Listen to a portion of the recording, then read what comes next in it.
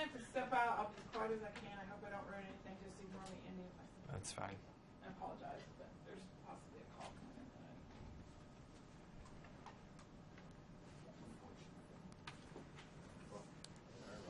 Good? All right. You want your glasses or no? Yeah, I'll do my glasses. We good? Yep. All right. I'm going to ask you to first spell your name and then tell us the title that you want to, on the video. Okay. Spell my name? Andrew All, Andrew. Last name is AU. And I'm Associate Professor of Art.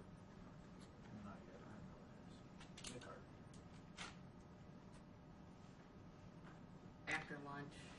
Yeah, I know. It happened. Andy, what's the origin of your name? It's German. Is it? Yeah, it used to be von der Au, and it means from a pasture island. Really? Yeah. And who shortened it? Ellis Island, I guess. Oh, did they? Yeah. No, I didn't know if somebody in your family They, was dad's. yeah, no, like the oldest ancestor we found is Willinger von der Au from Austria. He led a peasant revolt that did not succeed. So, Apparently, one of his offspring did. continued on, so, yeah. That's very interesting. Thanks. I was just curious. Okay. All right. Do you need the name again, or are you good? Yeah, if we could do it one more time. That'd be Sure. Yeah, my name is Andrew All, spelled Andrew. Last name is All, AU. And I'm Associate Professor of Art. All right. Andy, can you tell me a little bit about how your instructional designer assisted you in putting together a plan for your course and then making that plan a reality? Yeah, so making a plan for the course, the e-learning team is great because you have to kind of work the process backwards. So you have to know what your goals and objectives at the end are and work towards that. So there was a planning grid that was very helpful. So you identify what your learning objectives are and then the means to get there. Is that what you're looking for? Okay. So in your course specifically, how did you get there? What did your instructional designer do to help you get there? The first class that I designed was Design, Perception, and Audience. It's a mixture of a studio class, and it's kind of like a blend between psychology and art. What I do in my face-to-face classes is we will usually have critiques and things like that. So we had to find a way that students could interact with each other. So worked with the designer to help kind of facilitate that type of student-to-student interactions. Can you tell me a little bit about some of the student-to-student interactions you use in your course? Sure. So these critique sheets in Google Docs, 4 to 5 students would be in a particular document. They would post their work, and then they would have to critique and respond to each other's work in that Google document. So it's not the same as a face-to-face critique, but it allows them to see what other students are doing, react to it, and to give feedback on that. Excellent.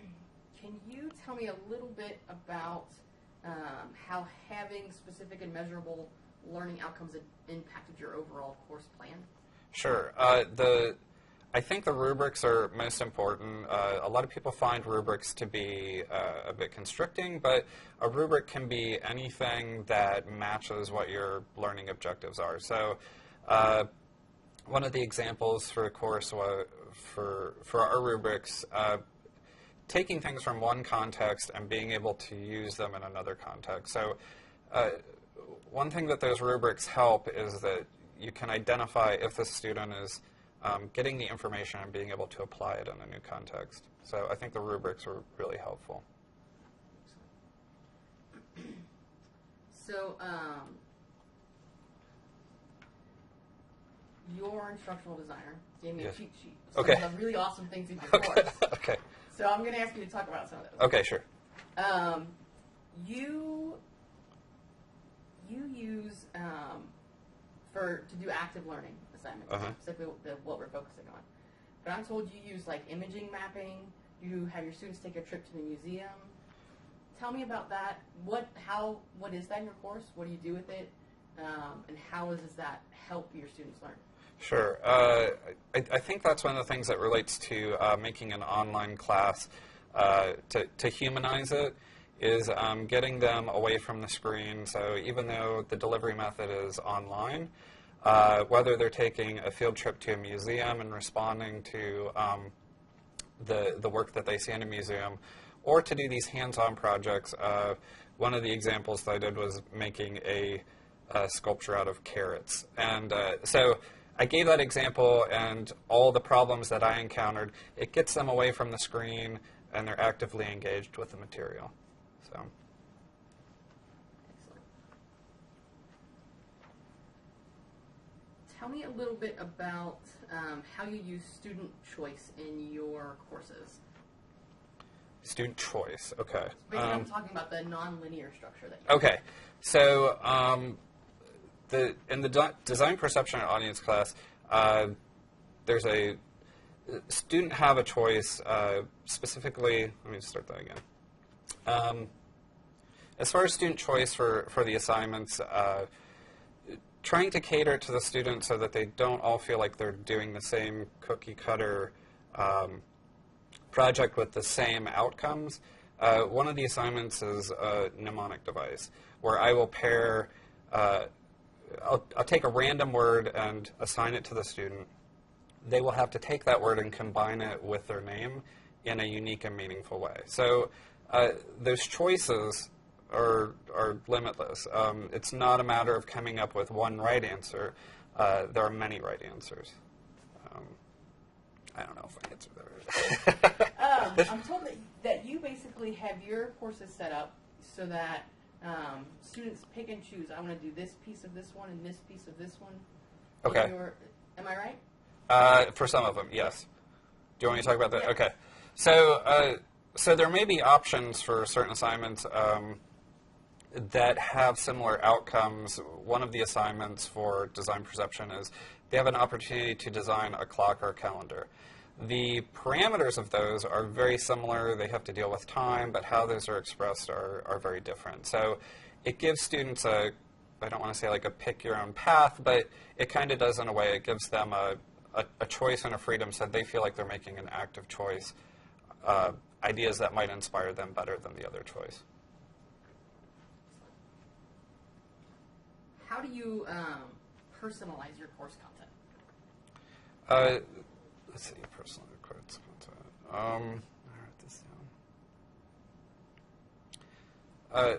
So for personalizing the course content, I did a lot of videos that were basically screen captures of lectures that I might do in a face-to-face course. So students are getting a sense of my mannerisms, how I speak, a little bit more human than just reading a textbook or responding to emails. Other things that I'll include, like I will actually do some of the assignments and show the students what I have done. And like I mentioned earlier, like the mistakes that I encountered, the difficult parts of the assignment that they might want to look out for. So it feels a little bit more personal than just this is something that you're going to experience on your own and you're on your own. So. Excellent. I'd like to go back to the process. Sure. So how did your instructional designer help you with consistent structure, even though you have so much student choice in your courses? How did your instructional designer help you find that balance? That's tough. I would say that coming from an art background, wanting things to be very open, but at the same time there are a lot of regulations, ADA compliance issues that have to be met. So the course designers were helpful in finding ways that this can be delivered so it meets those, but at the same time be flexible enough to meet my needs and my wishes as an instructor. It was very vague, but... No, that's okay. Okay. That's good. Okay. That's a nice little soundbite. Okay.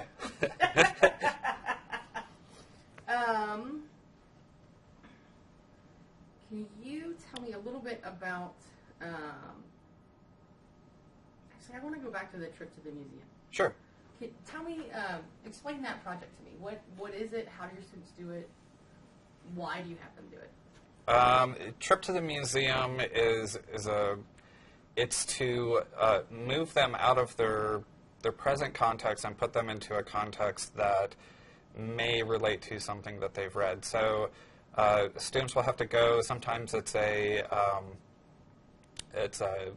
like a scavenger hunt where they will have to find certain things. It makes the material real. So you're not only learning about it, you're not only reading, doing stuff, but you're actually getting out of your own context and going to a new context and experiencing that in the environment that is being discussed theoretically. And then what do your students turn into you? The students will then report back. They have to document that they have been in this place, that they have documented these different things. It's the scavenger hunt at the museum.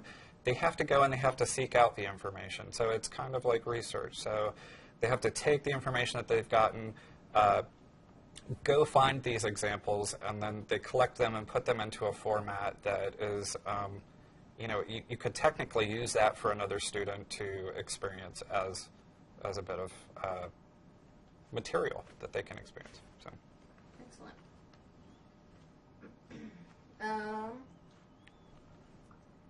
Can you tell me about some of the strategies that you and your instructional designer use to effectively measure how your students were doing with the learning in the course? Right, and that probably relates to rubrics too.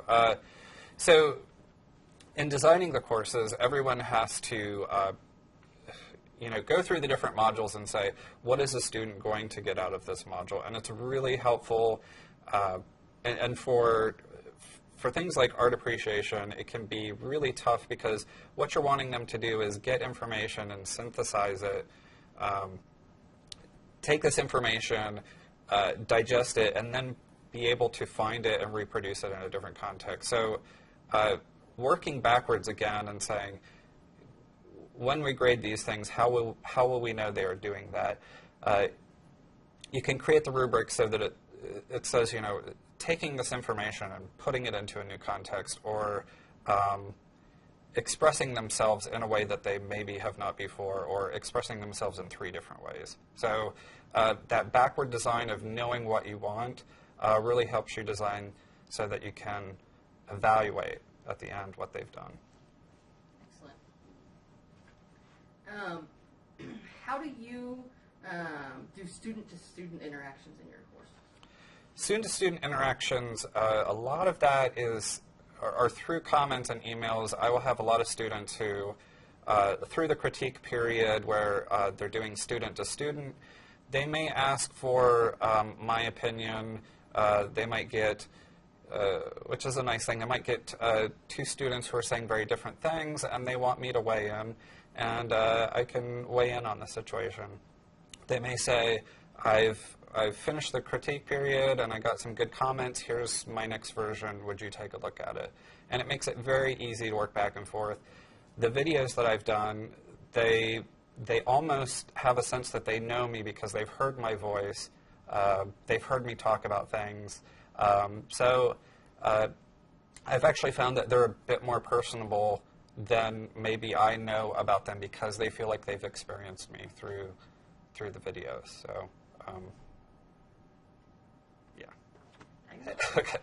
Excellent. All right. Is there anything I didn't touch on that you wanted to make sure you told us? Anything you wanted to hit on? I don't know, Janet? Anything? I do want to ask the advice question, but no. I'll skip to that. Okay, go ahead. I can't think of anything right off. What advice would you give new faculty on how best to partner with their instructional designer? Or new faculty new to the development? To the development process to join with. I would say for new faculty learning to do this is be open to creating something that is different. sometimes I think the expectation, or my expectation going in was, how do I take my face-to-face class and make it online? It's kind of like you're creating a new course, so be open to what this new medium allows. I think to just take a face-to-face and try to map it onto an online class, faculty may be missing out on different tools and different strategies that they can use that they maybe aren't able to in a face-to-face class. So I'd say be open to the suggestions and try to think about what your main outcomes are. There may be some unexpected ways to get there. So that's what I'd say. Excellent. Cool. Perfect. Yeah. Good. No. Thank you very much, sir. Okay.